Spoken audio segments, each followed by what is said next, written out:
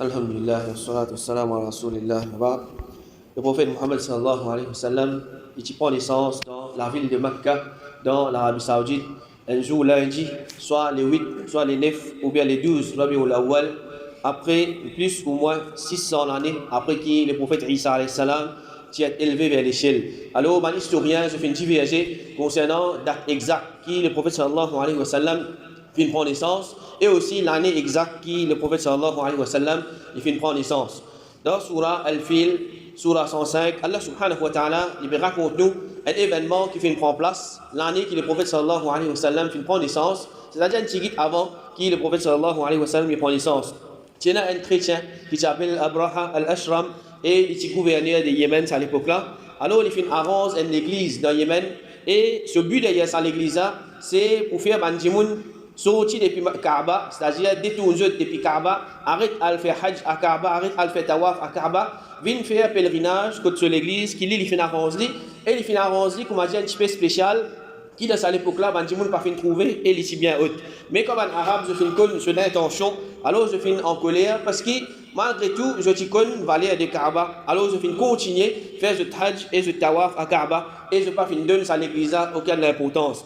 Au contraire, il mentionnait qu'il y a une nuit, un parmi là, il finit à faire ce besoin dans sa l'église et quand Abraham finit comme ça, il finit plus en colère encore et il finit faire promesse qu'il est pour aller à Makkah et il est pour détruire Kaaba avec son armée brique par brique. Alors il finit sortir depuis Yémen avec une grande armée et parmi cette armée, il y a l'éléphant. Alors l'éléphant, à l'époque-là, il y a une petite chose qui commence partout, surtout dans un pays arabe. Alors, il y a une petite chose extraordinaire. On peut trouver l'éléphant peut venir la guerre contre vous. Alors, on peut dire qu'il commence à aujourd'hui, on peut trouver un gros avion de guerre, peut venir la guerre et on pas capable de faire face à ce avion-là.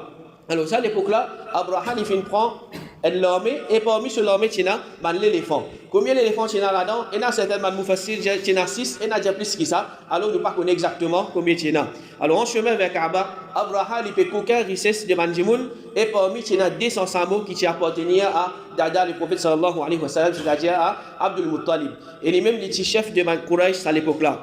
Alors, ensuite, Abraham il finit envoyer un messager pour convoquer Abdul Muttalib pour cause avec lui.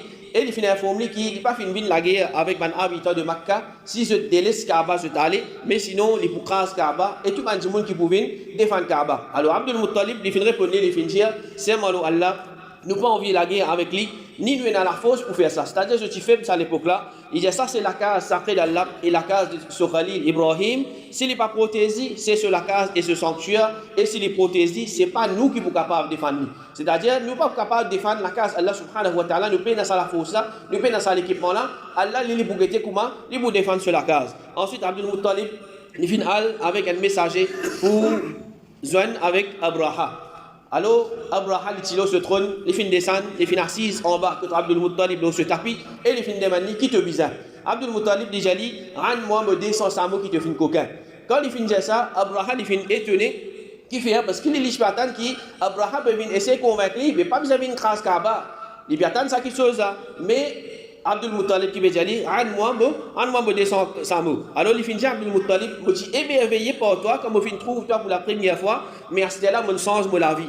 Tu peux dire, moi retourne toi te 200 samots, qui me prend pour toi, et tu peux ignorer Kaaba, et c'est ça même pilier de ta religion, et tu es grand-parent, et je peux venir détruire ça, tu n'as pas même cause concernant Kaaba. Alors Abdul Muttalib, il dit une grande parole. Il dit, moi, mon propriétaire de Saman Samola, et Kaaba, il a ce propriétaire pour protéger. Alors, malgré tout, pour moi, Kaaba, Allah subhanahu wa ta'ala, il est pour protéger. Alors, Abraham, il retourne sur Man Samo, et Abdul Muttalib, il fait retourner à ce peuple, et il fait raconter ce qui fait passer. Ensuite, il dit, sauver dans le cachette de la montagne, parce qu'il se peut payer l'armée d'Abraham, qui facilement lui surpasse le nombre de Ban Quraysh, et surtout qui tient l'éléphant parmi les là. Alors, ensuite, Abdul Muttalib, il fait une trappe poignée de Kaaba, ensemble avec quelques bandimoun avec lui et il finit de demander aide avec Allah subhanahu wa ta'ala. Alors, get ban kafir, à l'époque là, je connais qu'il a difficulté, vous retourner vers Allah subhanahu wa ta'ala. Alors, il dit, oh Allah, n'importe qui s'en a parmi de esclave, et pour protéger cette position, alors toi protège de la case. Pas les là, je te la crois, ou bien je te la fausse, vaincre le pouvoir, mais si tu voulais te détruire nos crimes là, alors bizarre, il y a une raison pour ça. Alors quand Abraham est prêt pour aller pour de Makka, avec ce plus gros l'éléphant, pour craser Kaaba, à chaque fois qu'il les met direction là, de direction Kaaba, alors l'éléphant là, il a nous, il pas de côté devant.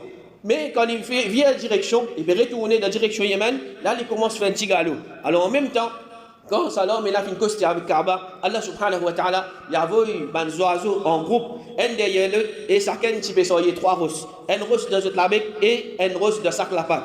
Et ça, ban rosse là, comme on facile de dire, je ne pas si gros rosse, mais je suis à peu près grossir la graine lentille, ou bien ce qu'ils appellent pois chiches, chickpeas, et c'est man roche en argile. Alors, quand ça ban oiseau là, je pesais, ça ban rosse là, l'armée de Abraham, tout ça, du monde qui peut gagner, écoute ça, là, et même l'éléphant qui peut gagner, écoute ça, je peux blesser jusqu'à ce que certains finissent mort sur place. Je dis mort sur place, et beaucoup parmi les gens qui finissent mort, ça, là, Allah subhanahu wa ta'ala, comment il finit purifier la terre de Makka, il finit avoir un gros lapli, et ça lapli là, il finit nettoyer ça la terre là, c'est-à-dire il finit prendre ça l'écho là, jusqu'à ce que ça l'écho là, finit aller. Alors, ça là, ça dit moun là, parmi les gens qui finissent mort, alors il finit mort là-bas, et parmi les gens qui finissent blessés. Et les gens qui finissent blessés, c'est Abraham même, et il peut retourner dans ce endroit. Abraham, il est blessé dans Makka, alors il peut retourner vers Yémen.